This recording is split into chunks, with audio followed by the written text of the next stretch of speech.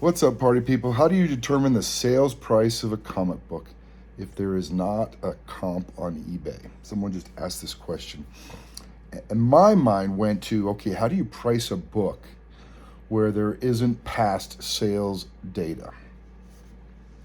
Now, the obvious answer to the guy's question is, well, you just go to a comic book store and you see what they're selling it for. MyComicShop, you can get price guides for raw and or graded books, and you use all the tools. So there's the free option, and then there's the pay for price guide options. But I'm assuming this question is more sophisticated in that how, at least this is the question I'm going to answer, because I thought about this a lot. You get into something called extrapolation, you get into some statistical models. There's actually a science to, and there's also business strategies to pricing something where there isn't past sales data. For one thing, if you're asking the question, how do you price a book that doesn't have any past sales data? My guess is you didn't go out and buy this book, because if there's no past sales data, you just bought it because you liked it. Okay, cool. But if you bought it because you liked it, now you're going to try to turn around and sell it for more. You're kind of taking a wild guess that you can get more than what you paid for it. So we're assuming someone bought a collection and there's some books in there, raw, graded, signed, whatever, and they're like, okay, I'm going to sell everything, and all 90% of it I have past data on eBay, sales data, so there's 10% I can't find any data on eBay. Let's say 80%. All right, pay for GPA, pay for some price guides, do your work on MyComicShop and other places to look up what people are selling it for. And that's going to be the 90% of your books, 95% of the books. You might have 5% of your books you're just like, this is a really maybe rare book, maybe a one-off book, maybe a 9.9, maybe a signed book, a rare signed book. I just went through a whole bunch of old Silver Age signed by Stan Lee and John Romita books, and they weren't major keys, so they didn't have a whole lot of sales data. And if they did, it was 2016, 2018, 2020. But even that's better than nothing. So if you have some data in some grades, like I'm going to use GPA for graded books, if you have, and you need to make up a sales price because you want to sell it, if you have some data, now it gets scientific. Now you can do what's called extrapolation. You have an 8.5 signed by Stan Lee, and there's no sales data out there. So you go down and you see that the most recent Stan Lee signed book was in 2023, sometime after the boom, because everything before the boom was much lower prices. So sometime after the boom, you have an 8.5, but the only thing out there that's signed by Stan Lee is a 5.5. So what I'll do is I'll look at the 5.5 blue label, and let's say that's 500, and then the 5.5 yellow label sold for 750. So only a $250 bump, which doesn't sound right on a Stan Lee signed book. Let's do 500 and 1,000, because typically Stan Lee is going to get you a $200 to $300 bump, and that's for any book. Forget about Silver Age books that he might have actually written, which I just got a bunch of. So let's say the 6.5 is 500 and the signed one by Stan Lee is 1,000. You could go one of two ways. You could say that the Stan Lee signature gives you a $500 bump. That's one thought process. But it usually, as you go up from a 6.5 to an 8.5 to a 9.0 to a 9.4, it usually doesn't just keep that same flat $500 increase. It's kind of like a curved increase. So what I would say is it's about double. I would say if a 6.5 was 500 and the Stan Lee signature was 1,000, then it's about double. So if you look up the blue label 8.5, let's say it's $1,000, then a signed one, I would price that at $2,000. Now you're going to know eventually whether it's priced wrong. Just depends on how long you can sit on it. If I haven't sold it in a year, either I haven't done enough marketing on it, or nobody in their right mind is going to buy it. Now the question is, from your business model, how long do you want to wait before you see if you priced it? A lot of business models have people turning inventory. So you got to come up with how soon after you price it are you going to recheck it to lower the price. You want to wait the 7 days, which is a marketplace cycle. You want to wait a month, 3 months. You can totally do that. You can just pick a price, and then after a while, if it doesn't sell, you can lower it down, just like selling a car or a house. It's the way life works. If it's way too high and you've done the right marketing and nobody wants it, then nobody wants it. So if you really need to sell it, you either decide to hold on to it because it's such a rare book, you love it, or you reduce the price, and you get to decide what those phases are between when you start reducing it, how much you reduce it, how much you need the cash now. So that's called extrapolation, and that was an example with the sign book. Again, it's easy to get that data on GPA. Maybe you have a 9.0 of a rare book, and there's an 8.5 that's sold and a 9.2 that's sold somewhat recently, but there's no 9.0s, and you look somewhere right between the middle of 8.5 to 9.2. You could also check the books before and after that. If it's not a key, it's just some random, let's say it's older, Golden Age, Silver Age, but it's still a rare book, hard to find. I got some non-key action comics from the 40s that are over $1,000, but they're non-keys. And so there's going to be few of those. So maybe we're talking, some newer variant or some old Golden Age book, but you would check if you have a 9.0 and there's just zero sales data. There's never been one sold. You have the only 9.0 in the world, but there has been 8.5s that have sold. There's been 9.2s that have been sold. You could pick a point right in the middle. The rough estimate I have is a 9.2 is worth about twice what a 9.0 is. A 9.4 is worth about twice what a 9.2 is. 9.6 is worth twice what a 9.4 is. And a 9.8 is twice, 2 to 3 times what a 9.6 is. So that's just a nice rough estimate I use without any other sales data. So that's called extrapolating. You can do some math between what's listed as the 8.5 and the 9.2, and if it's a $1,000 difference, maybe you just go right in the middle at 500. So that might be one way to price it. If that was issue number 95 Action Comics, that's not a key. You might look at 94. It's not a key. You might look at 96. It's not a key. What I would do is I would look up Key Collector or some of those raw price guides. They don't have to be accurate, but on Key Collector, I can scroll through the prices for the non-keys, Action Comics. So maybe Action Comics from the 40s says on the high end it's worth 100. So maybe if 93 says 100, 94 says 100, 95 says 100, gives me an idea that their rough estimate is that numbers 93, 94, 95 are all worth about the same. None of them are keys. They're just all old 1940s Superman books. So maybe there's some sales data for the 93 and 94, but not for the number 95. And so you can borrow some of that data. It's not always the case, but these are things I will look at to try to price a book that is very unique. There's always some science that goes into it with the data that is out there, and that's what I mean by, like you can extrapolate out. I love finding 9.8 books where I'm the only 9.8 in the world. It might be a key, it might be a fun book, unique book, might be a great cover, whatever. But if I have the only 9.8 and there's obviously 9.6 sales data, I'm going to do at least twice as much as the 9.6. Now, for that year, for other similar books in that same position, very often you'll see a 9.6 that's 200, but a 9.8 is like 3,000. And these are the older 60s and 70s books where, getting a 9.8.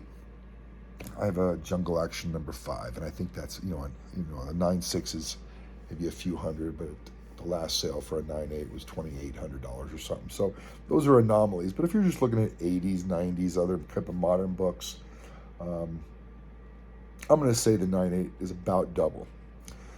So again, this assumes you go out and pay for a price guide. This assumes you go out and get familiar with the price guide, learn how to look at it. There's averages. You can look at the charts that are in GPA, and that'll give you averages, and you can see the history that, all right, that book has stayed, I'm going to do it flat, all the way up to 2019. all right, it's been about $200, you know, and it hasn't had a lot of movement. And then other books are like this, even back in 2003, 2010.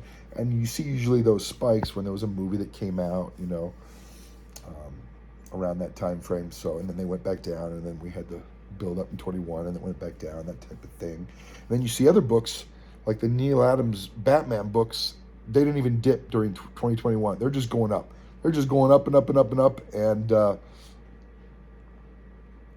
you can see where the price is going. So you might price certain books that have a history or a trend going up.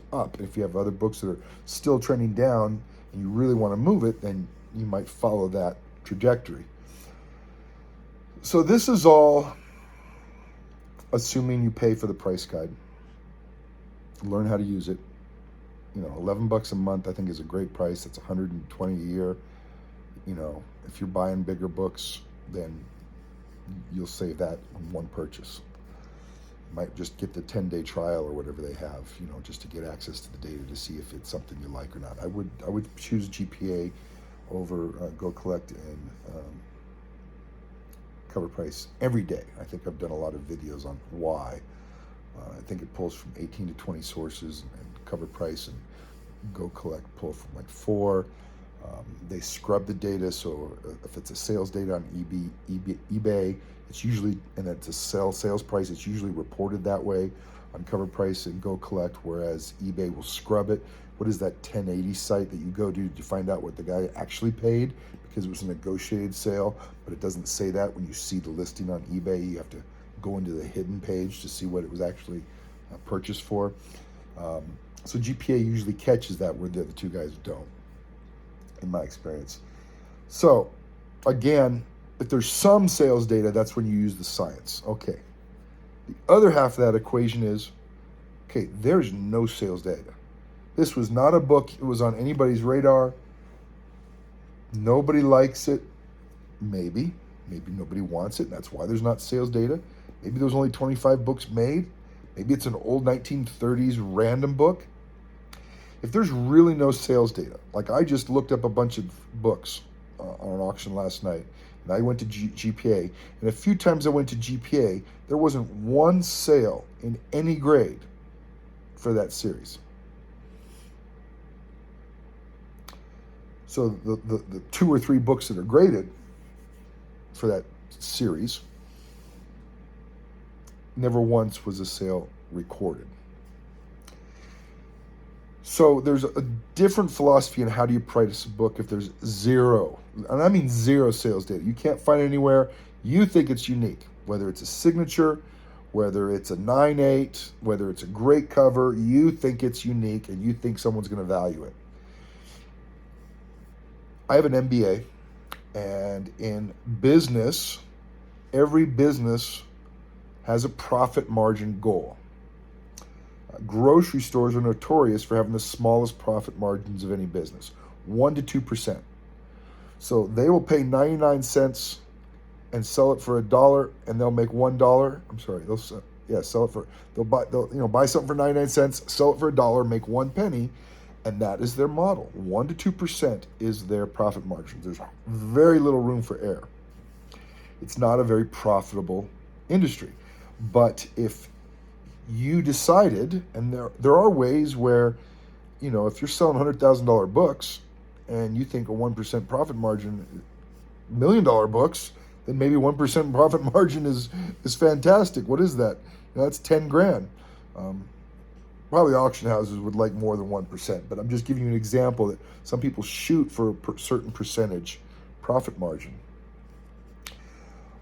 When I was selling golf shirts back in 1996, 97, we would source a high-end golf t-shirt. We would put the logos on. We had the licenses with Antigua. We had the licenses with all the sports companies, and these were golf shirts that sold at golf stores. We would source the t-shirts over in Southeast Asia. Not t-shirts. These were nice polos. Okay, let's say a shirt costs $5. So we're buying hundreds of them, right? 600, 700, 800 of each size. Maybe that's not right. Maybe it was like 900 for, sometimes we buy a few thousand for all different sizes. But let's say it's $5 a shirt. These Antigua shirts might be selling back then for 60, 70 bucks. Well, you do all the math to ship it, to insure it, finance it, bring it over. Then you have overhead warehousing. You put the logo on it. You got to pay for the licenses. And the total cost came to $25. Our model is we would sell it for 50, 100% profit margin. So somewhere along the line, my wife and I, we've been selling things on, I was going to say Marketplace, way before Marketplace, Craigslist. We've been selling things on Craigslist since 2001. We got married. We were older. We combined 2 whole households. We had a bunch of junk to sell, and we didn't just want to throw it away. So we got on to Craigslist, and we were just selling everything locally, not even doing shipping, just locally.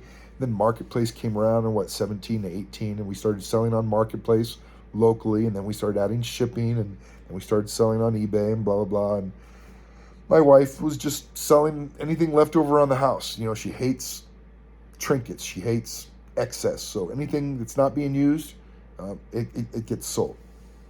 We just hate waste and hate throwing things away. So in our model, we started doing the same thing. The goal is 100% profit margin. So if we buy a canoe, we are not going to go buy that canoe unless we can get it for 50% off. And then I can turn around and sell it for a double margin. So if I pay $100 for a canoe, I want to be able to sell it for $200.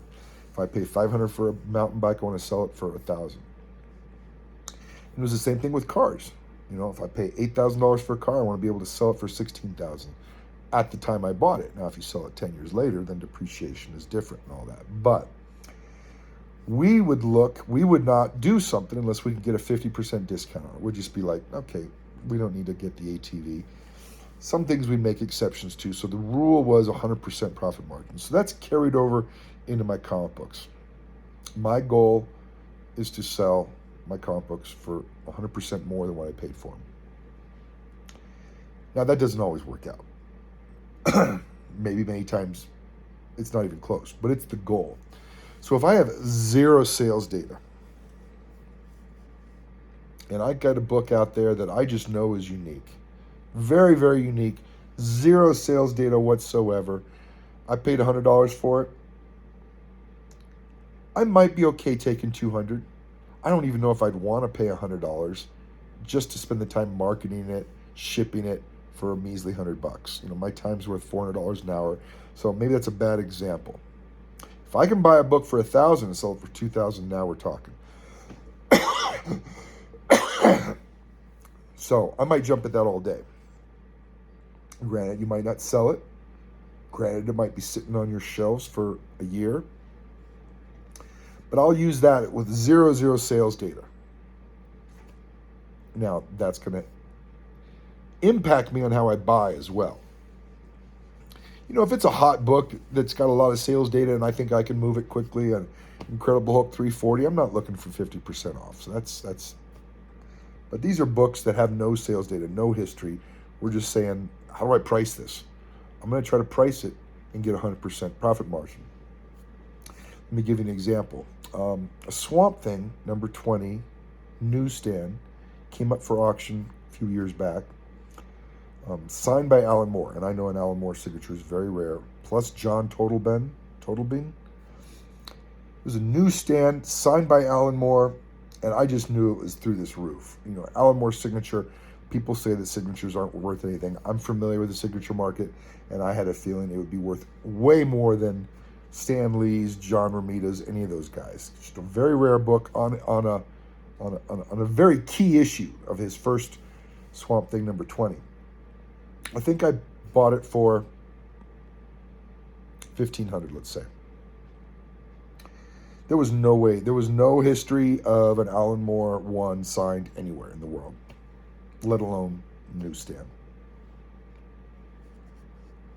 So my initial assumption is, okay, I want to get about double, so $3,000. The more I looked into it and how rare it was, and knowing that, you know, I put a price up there that's financed, and PayPal goods and services, and I take 10% off if it's cash. I priced it at $4,000, and someone bought it, and they paid it off. So it was $4,000. No idea if it was. I thought it was a great deal for me, of course, but no idea if it was the right price or not. Later, this guy needs cash, and I see it go up on eBay for sale.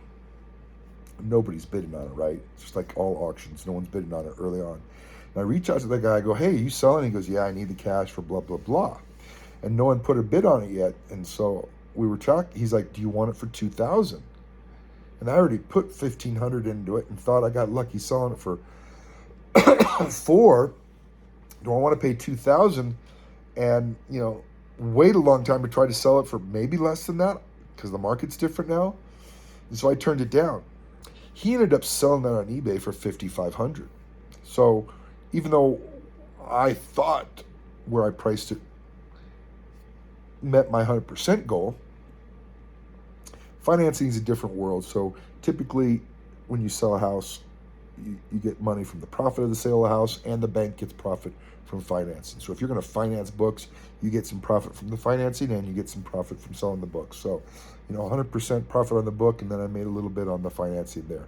He sold it for $5,500. Now I know eBay takes it, but part of that sales price. But that's not the point. The point is there was people out there that valued it, not just one, because they're bidding on each other. So it got bid up to $5,500. The top guy might have gone to $6,000, but the guy below him wasn't going to go any far above it. So I reached out and congratulated him, and now we know, because it's on an open, public, worldwide auction house, probably what the value was. And so even though I priced it at 100%, I was happy with that. He went out and found out what the true market value was. That's what some people say, and made a lot more. So if I can get 100%, and there's zero price history, and that was my plan buying the book, then I'm happy with that. And if someone can turn around and they know that book is more valuable and can get more, then great. Again, that is the case when there's zero sales data. It doesn't matter whether it's a 50-cent book or a $50,000 book. What is your profit margin goal? Most of the time, 98% of the time, there's data on GPA for me. Raw books is more complicated because you're getting into subjective various grades. But if I can't find the history on eBay, GoCollect, Covrprice has the raw data, right? I'll go to a store, bookstore. There's a lot of bookstores all over, but MyComicShop has a lot, and they have the prices divided up by grade.